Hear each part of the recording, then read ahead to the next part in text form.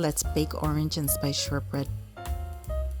Buttery cookies bursting with orange zest and warming spices, topped with zesty orange glaze, perfect for cozy holiday vibes.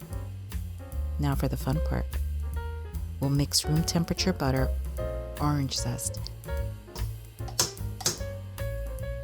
powdered and granulated sugar give shortbread a tender, melt in your mouth center with just the right crisp on the edges.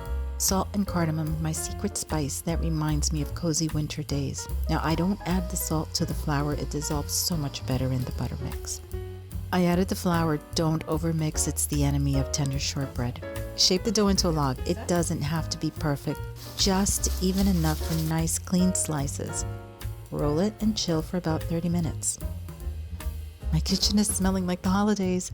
I've sliced the cookies into 1/2 inch thickness. It's the perfect size for them to bake through while the middle remains tender.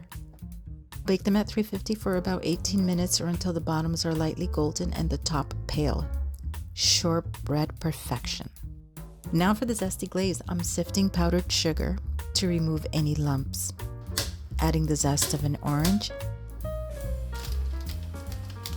some of the juice, and I'll mix it until smooth and decorate as you like.